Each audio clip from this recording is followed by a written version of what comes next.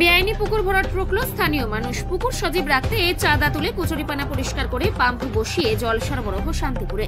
সরকারি নিয়ম অনুযায়ী পুকুর জলাশয় ভরাট সম্পূর্ণ বেআইনি। সে বেআইনি কাজে উদ্যোগী হল নদিয়ার শান্তিপুর পৌরসভার 1 নম্বর ওয়ার্ডের স্টেশন সংলগ্ন গোডাউন মাঠের পাশের একটি সরিকানা পুকুরের মালিকের বক্তব্য, ওই পুকুরের কিছুটা অংশ নাকি ভিটে বলে উল্লেখ আছে, তাই পুকুরের একটি অংশে 4টি পিলার দিয়ে তিনি নাকি দোকান ঘর নির্মাণ করবেন, পুকুর ভরাট করবেন না। কিন্তু স্থানীয় সচেতন মানুষের বক্তব্য, পুকুরের পাড়েও কোনো নির্মাণ বেআইনি, তাই তারা কিছুতেই পুকুরের মধ্যে কোনো নির্মাণ করতে দেবেন না। এর আগেও একবার ওই পুকুর ভরাটের করার উদ্যোগ নিয়েছিল মালিক পক্ষ, তখনও স্থানীয় মানুষ প্রতিবাদে সামিল হয়েছিলেন।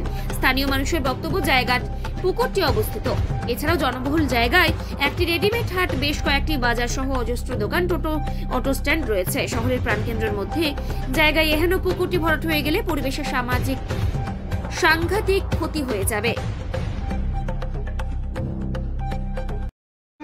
আমরা এই পুকুরটায় এলাকার বাসী সবাই মিলে পয়সা তুলে আমরা এই পুকুরটায় জল ছাড়ি, পানা পরিষ্কার করি। আমরা এমন দিন নেই যে পানা হলে আমরা পরিষ্কার করি। তারপর হচ্ছে জল কমে গেলে আমরা জল ছাড়ি, ওই যে ওইখানে বোরিং করাই রয়েছে আমাদের, পয়সা দিয়ে আমাদের ব্যক্তিগত করা, হ্যাঁ শ্যালো মেশিনে আমরা জলমল ছাড়ি। এটা হচ্ছে টোটাল পাড়ার জন্য। এই 3-4টে পাড়া আছে, সব এখানে আছে। বৃষ্টির জল এখানেই না, বৃষ্টির জলে এখানে নামে। টোটাল এই যে উঁচু উঁচু জায়গা সব এই এটা ভরাট হয়ে যায় কোনোদিন, এটা যদি ভরাট হয়ে যায় তাহলে আমরা ডুবে মরবো। পরবর্তীতে বন্ধ হয়ে গেলে সব মানুষের বিপদ হবে। এই যে এখানে তো জল যাবার জায়গা নেই, এই তো একটা সম্মর রয়েছে। এই যে এত বড় একটা হাট বা ধরুন এই যে দোকান পাশারি আছে, যদি দমকল আসে তাহলে জল পাবে এখান থেকে? জলটা এখান দিয়ে নাই। এর আগে একবার এইখানে এই মার্কেটটা যখন পুরোপুরি ভালো ছিল না, টিনের দোকান ছিল, আগুন লেগেছিল, এই পুকুরে জল নিয়ে বালতি বালতি করে সব নিবানো হয়েছে। তখন আমরাই নিভিয়েছি এই পুকুরটাকে। তখন আমরা ছোট ছিলাম, আমরাই সবাই জল মল দিয়ে দিয়ে পুকুরটাকে, এই বাজারটাকে নিবানো হলো। মানে প্রকৃতির জন্য বহুদিন আগে নিমেছি আমরা। পুকুর বাঁচানোর জন্য আমরা রয়েছি এলাকাবাসী সবাই, সকলেই আপনারা সবাই। কি বললো এখন পুলিশ এসে? কি বললো এখন? পুলিশ প্রশাসন বললো আপনারা স্যারের কাছে যান, বড়বাবুর কাছে যান, বড়বাবুর কাছে দিয়ে আপনারা রায় নিয়ে আসুন। মানে কাজ বন্ধ রয়েছে? কাজ আপাতত বন্ধ করেছে। আর ওই পিলার গুলো পুঁতে রেখেছে, এই যে পিলার গুলো পুরোতে রেখেছে। পিলার করা মানে তো এক ধরনের, পিলার করা মানে যে পুকুর তো হয়েই গেল, কাগজ কলমে দেখিয়েছে। এই জলবদ্ধ জমি উনিরা ভিটাই করে দেখাচ্ছে। আর আগে যে এর আগে যার কাছে ছিল তারা কি আপনাদের এই ঘাট করে দিয়েছিল? তারা না, এটা আগে আমাদের যখন ঘাট ছিল, যখন বেচাঘোষ এখান দিয়ে রাস্তা পাবে বলে আমরা বললাম, এখানে আমাদের বোনরা সবাই কাচাকুচি করে, আমরাও পয়সা দিয়েছি, সবাই দিয়ে আমরা সেই এটা সিঁড়িঘাটটা বাঁধানো হয়েছে। আবার আমরা নিজেরা পয়সা দিয়ে জলও ছাড়ি, পুকুরটা নিজের পয়সা দিয়ে আমরা। আর এনারা তিনজন যে মালিক বলছেন এই যে জায়গাটা, এইটা মালিক আমরা উল্লেখ বলে কেউ জানে, আশেপাশের লোককেও জানায়নি যে আমরা এই জায়গাটা কিনেছি। এখনো বলছে আরো 2টো মালিক আছে, ওরাও এই যে আজকে ইনি আসলো, আজকে ইনি এসে দখল করছে, এর পরের দিন আরেকজন আসবে দখল করবে, লাস্টে এখানে আমাদের নামার পথ থাকবে না। আপনারা চাইছেন মাঠটা, মানে আমরা চাইছি পুকুরটা বেঁচে থাকুক। পুকুরটা বেঁচে থাকলে সবাই বেঁচে থাকবে সবার জন্য। আমার নাম বাপন পাসওয়ান। এই জায়গাটার নাম? এটা হচ্ছে গোডাউন মাঠ, সাথীবন্দি দিয়ে টোটাল।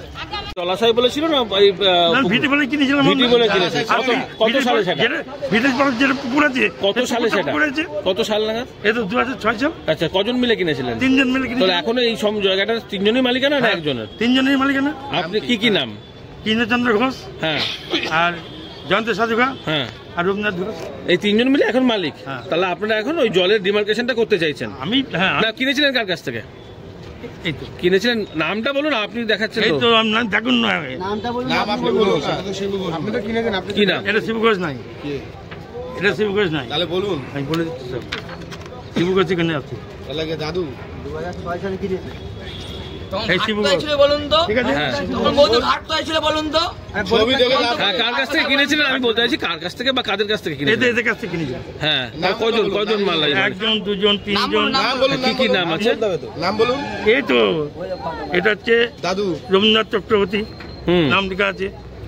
সমর সিং, হ্যাঁ, হ্যাঁ, শিবু ঘোষ, নাম লেখা আছে সব। এটা হচ্ছে স্বপন ঘোষ, এটা হচ্ছে সুব্রত সূত্রধর, কি এটা হচ্ছে আপনার সঞ্জয়, এটা হচ্ছে জ্যোতির্ময় কর্মকার। বাবা। এরা সব বিক্রি করেছে। এরা সব বিক্রি করেছে, এদের কাছে কিনে। তখন তো আপনার ধরুন এই এলাকার মানুষজন কিছু বাধা দিয়েছিল বা জানতো না, না। বা সই করেছিল? না। এলাকায় তো জমি জমা কিনতে গেলে এলাকার মানুষকে সই লাগে, তো সেই সমস্ত সই স্বাক্ষর আছে তাদের? ঠিক আছে। এইখানকার মানুষদের না, এই মাল তারা জানতেন না, তার মানে কি? মানে এখানকার মানুষ জানতো না বেচা কেনা হচ্ছে? আমরা জমি কিনেছি মালিকের কাছ থেকে। মালিকের কাছ থেকে কিনতেই পারেন। এই মালিকটা কিনেছে তন্তু ভাইয়ের কাছ থেকে। হ্যাঁ, আমি বলছি না, যখন কিছু কেনা বেচা হয় তখন স্থানীয় দুই একজনের সই লাগে, উইটনেস লাগে, সাক্ষী লাগে। তো সেই রকম সাক্ষী এখানে আছে? নেই এখানে।